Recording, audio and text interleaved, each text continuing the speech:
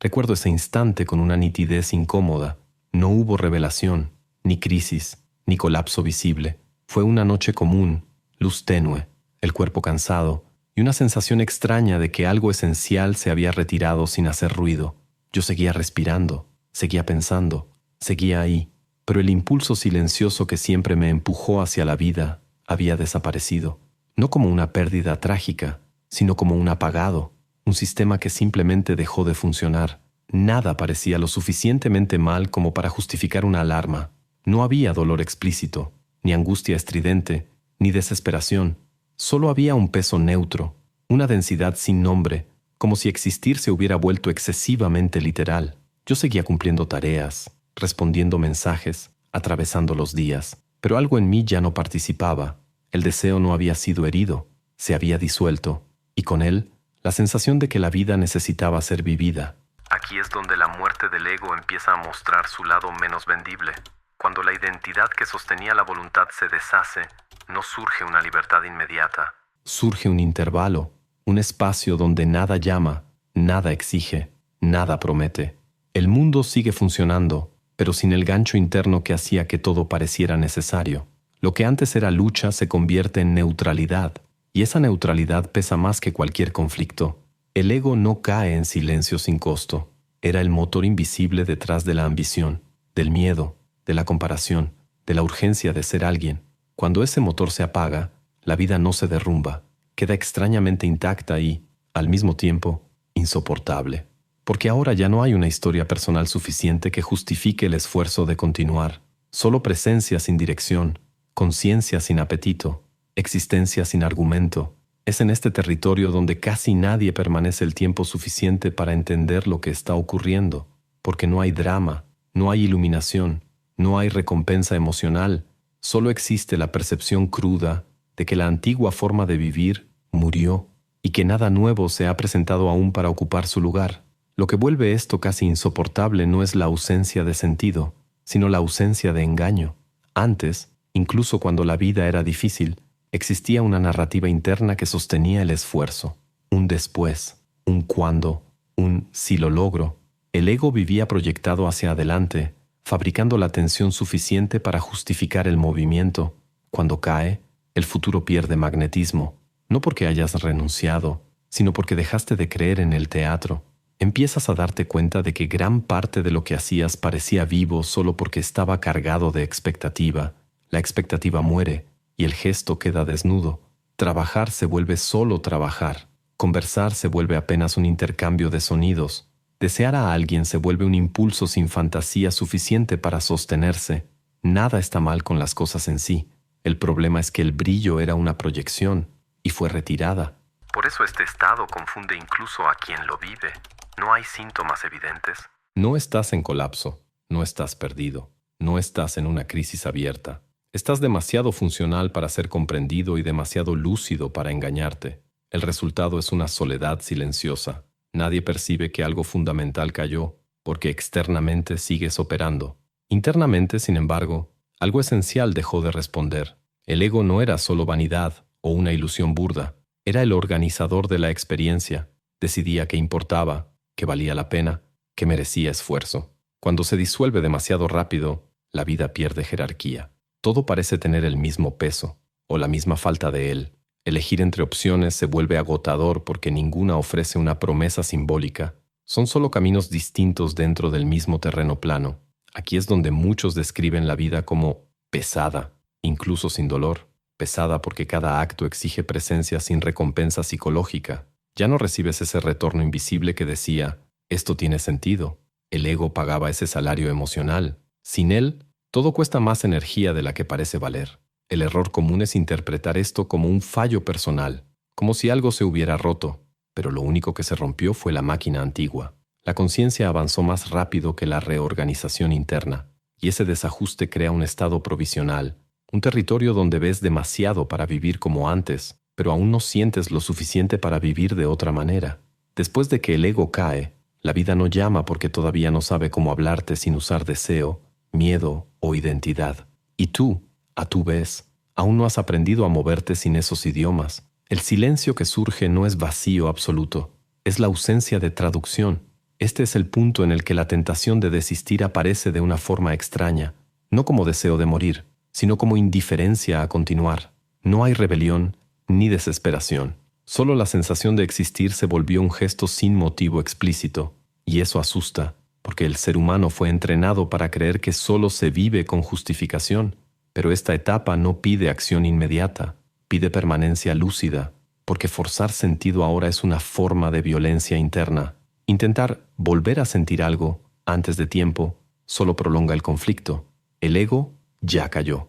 Insistir en resucitar es pedirle a un cuerpo antiguo que sostenga una conciencia que ya no cabe en él. Lo que queda, por ahora, es este estado seco, sin aplauso interno, sin empuje, sin narrativa. Solo la percepción cruda de que la antigua forma de vivir terminó y que la nueva aún no sabe cómo presentarse. Antes de continuar, ¿sabías que hay algo más peligroso que fracasar? La estancación silenciosa. Esa sensación de estar siempre ocupado, pero nunca en paz. De buscar constantemente, pero sin claridad sobre a dónde vas. Esto ocurre porque muchas personas intentan cambiar lo externo sin reconstruir la base mental que lo sostiene todo. Existe un proceso poco conocido que enseña justamente eso, cómo alinear pensamientos, decisiones y comportamiento con un propósito claro y una mente más estable. Este enfoque está basado en la filosofía estoica y la ciencia del comportamiento y ha ayudado a personas comunes a salir del caos mental para construir una rutina con más presencia, autonomía y dirección. Grabamos un video explicando esto paso a paso y lo publicamos en nuestro sitio. Puedes acceder ahora escaneando el código CUR o haciendo clic en el enlace de la descripción o en el primer comentario fijado. Te das cuenta poco a poco. No es un corte brusco, es una secuencia de pequeños aparcamientos. Aquello que antes te empujaba hacia adelante empieza a perder fuerza, no de golpe. Una invitación rechazada sin esfuerzo, un objetivo postergado sin culpa, un deseo que simplemente no se sostiene el tiempo suficiente como para convertirse en acción. Y entonces lo notas, nada llama. No es cansancio, no es tristeza, no es falta de oportunidades, es algo más difícil de admitir. El impulso interno que organizaba tus elecciones se disolvió. El mundo sigue ofreciendo estímulos, pero ninguno atraviesa. Llegan hasta ti y se detienen ahí, en la superficie, sin generar tracción. Lo más extraño es que esto no viene acompañado de dolor. Antes, cuando algo no funcionaba, había conflicto, rabia, frustración, miedo. Ahora no. Hay solo una ausencia limpia de interés. Y eso confunde, porque fuimos entrenados para reconocer el sufrimiento por el exceso de emoción, no por su retirada. Empiezas a vivir por inercia. Haces cosas porque estaban en la agenda. Sigues respondiendo porque sería raro no hacerlo. Mantienen compromisos porque cancelarlos exigiría una explicación que no tienes. La vida continúa, pero sin una convocatoria interna. Ya no existe ese necesito, quiero, tengo que llegar ahí. Y eso asusta más que cualquier crisis abierta, porque cuando nada llama, te quedas sin referencia. El ego era el sistema que daba importancia a las cosas. Decidía que valía la pena, que merecía esfuerzo, que debía ser defendido. Cuando cae, esa jerarquía desaparece. Todo parece igualmente irrelevante o igualmente neutro, y la neutralidad prolongada pesa. Te das cuenta de que estás demasiado despierto para distraerte y demasiado consciente para engañarte. Ya no puedes motivarte por miedo ni empujarte por comparación. Las promesas antiguas no convencen. Los incentivos externos no tocan. Y entonces surge una pregunta muda, sin desesperación, sin drama. Si nada me llama, ¿por qué estoy yendo? No hay una respuesta inmediata. Y eso crea un vacío operativo. No quieres huir de la vida, pero tampoco sientes ganas de entrar en ella. Te quedas en un estado suspendido, donde existir es posible, pero no es convocado. Como si la vida estuviera ahí, abierta, esperando algo de ti, y tú ya no supieras qué ofrecer. En este punto, muchos empiezan a culparse. Piensan que están acomodados, fríos, indiferentes, que algo está mal. Pero lo que está ocurriendo es más simple y más difícil de aceptar. El motor antiguo se detuvo y nada nuevo ha ocupado su lugar todavía. No perdiste la capacidad de vivir. Perdiste el mecanismo automático que decía por qué vivir. Y sin ese mecanismo, cada día exige una decisión silenciosa, no una decisión heroica, una decisión mínima, continuar, ir, estar, sin argumento interno, sin promesa futura, sin una identidad empujando, solo presencia cruda. y la presencia sin deseo pesa para quien pasó toda la vida siendo movido por la carencia. El peligro aquí no es la estagnación, es la interpretación. Si entiendes este estado como un fracaso, intentas corregirlo, forzar interés, buscar estímulo, crear urgencia artificial, pero eso solo aumenta el desajuste, porque lo que murió no fue tu energía, fue la lógica que la organizaba. Cuando nada llama, no significa que la vida haya perdido sentido, significa que el sentido antiguo perdió autoridad, y hasta que algo más profundo se organice, permaneces en este territorio extraño, donde continuar es posible pero ya no es automático. Esto no es el final, pero es uno de los puntos más incómodos del camino, porque aquí descubres algo que casi nadie admite. Vivir siempre exigió un empujón interno.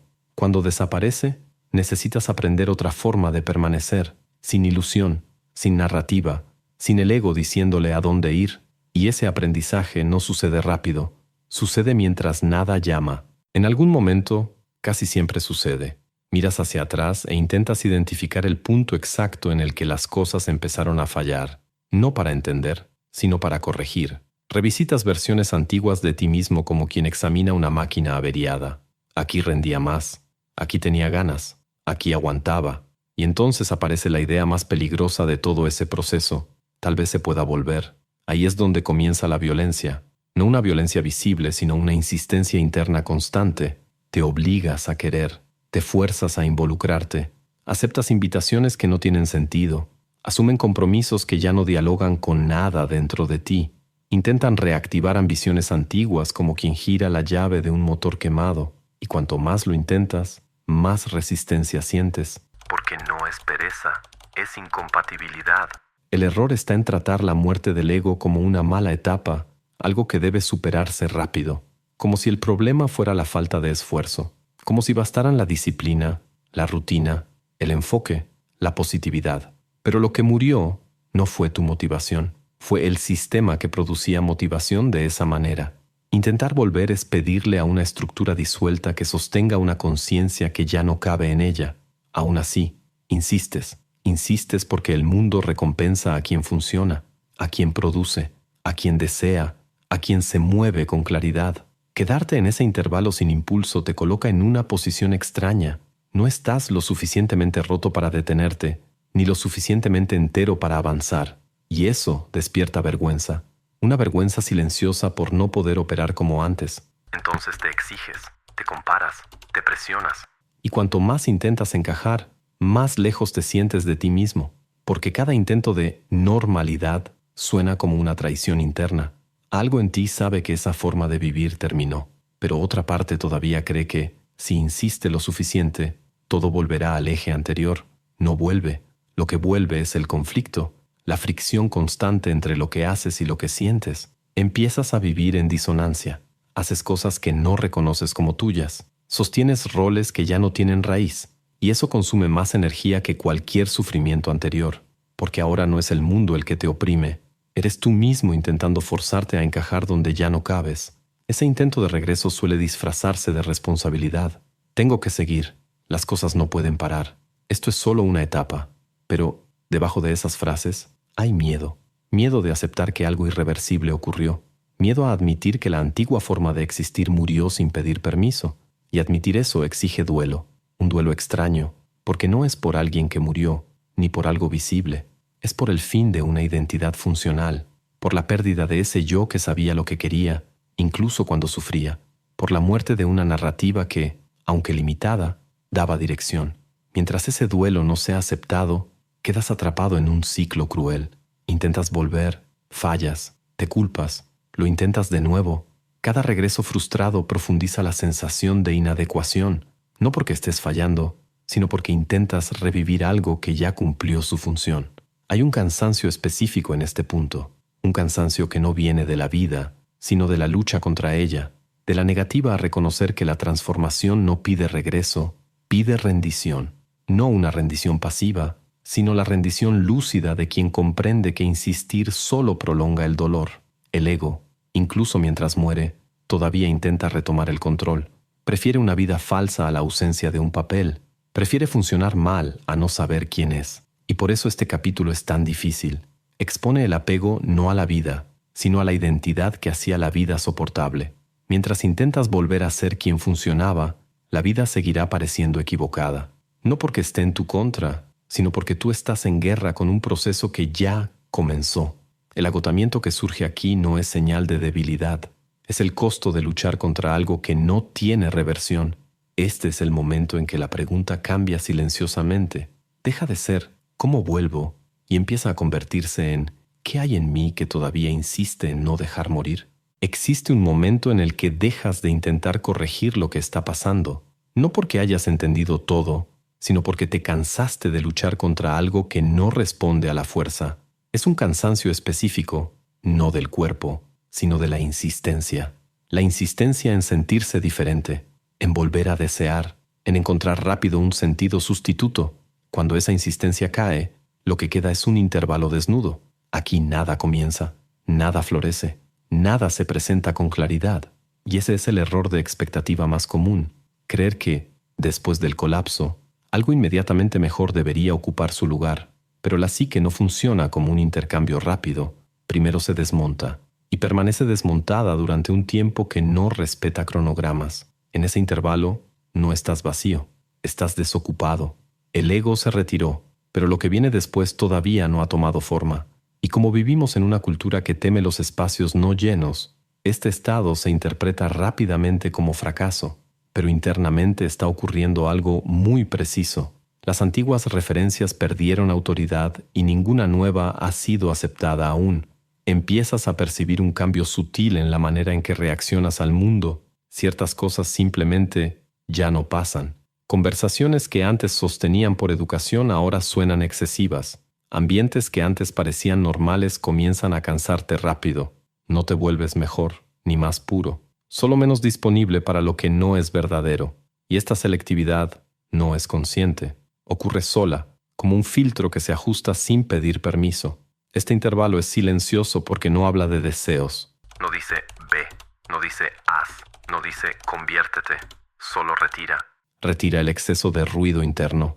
Retira la necesidad de explicarte todo el tiempo. Retira la urgencia de participar en todo. Y esta retirada duele, no porque lastime, sino porque te deja sin las muletas que siempre usaste para atravesar la vida. Aquí, muchas personas se sienten inútiles, no porque hayan dejado de hacer cosas, sino porque dejaron de performar sentido. Ya no logras convencerte con historias prefabricadas. Ya no consigues motivarte por aprobación. Ya no puedes fingir entusiasmo. Y eso crea una fricción profunda con el mundo que espera reacción, respuesta, opinión, posicionamiento. Empiezas a responder menos, a explicar menos, a justificar menos. No por rebeldía, sino por economía interna.